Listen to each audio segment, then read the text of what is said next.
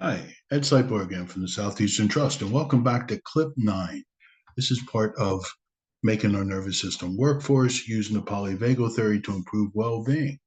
And this is the ninth clip of 11 and part of owning and guiding our nervous system. Now, this is the fifth skill we have in that owning and guiding our nervous system on connections and co regulation. Now, as human beings, we come wired into the world and we're wired for connection. And connections they're essential to survival. That's human beings need that survival. Little babies, we need it. Now, when we feel safe, we can engage with others. We can relax, and we're expressive with our facial expressions.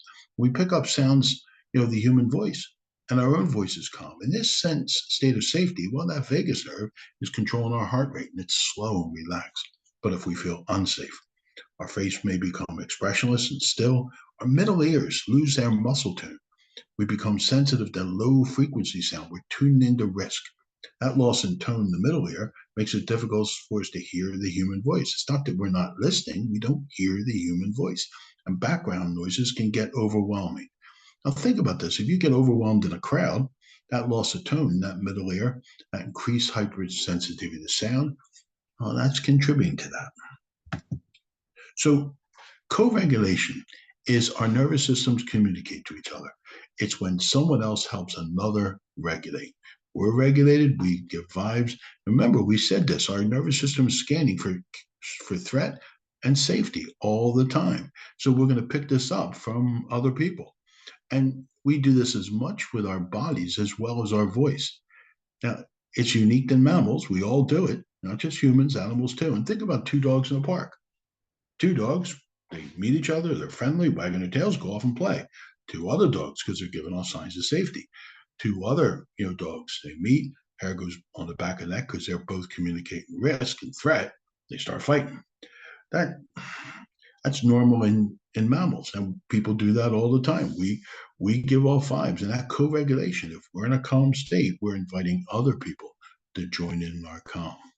Now, co-regulation with carers, well, that with young babies, that teaches our children how to regulate. They learn from experience, and when babies cry, that's why we pick them up, we swaddle them, we rock them, and that co-regulation helps them learn to develop, but also strategies to self-regulate. But also it helps their brain develop in those networks for calming.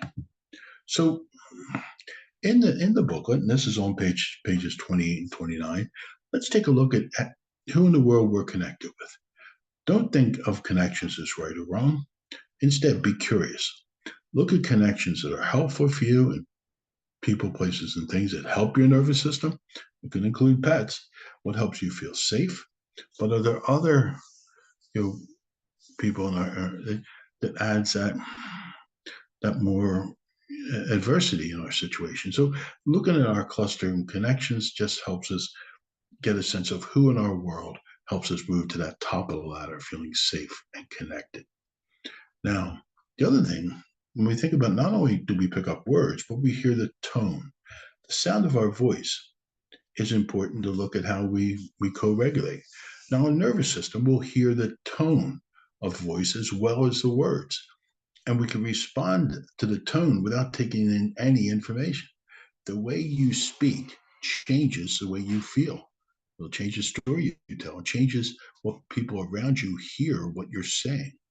Now, this little exercise helps you experiment in ways that your voice impacts the way you feel. Tell a short story. Try it in different tones of your voice. Notice where different tones of your voice take you, how they make you feel.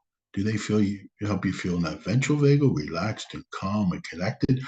Or can you pick up that dropping down into that fight or flight response, or the dorsal, flop, freeze? Track the way the same word spoken in different tones of voice brings you to different states. Choose a word, speak in different ways, follow the way your states go up and down and shift. Try a variety of words and the tone of the words, because sometimes our language will turn up the volume to add to that, stress and strain. Notice that specific ways of speaking will elicit certain states and feelings.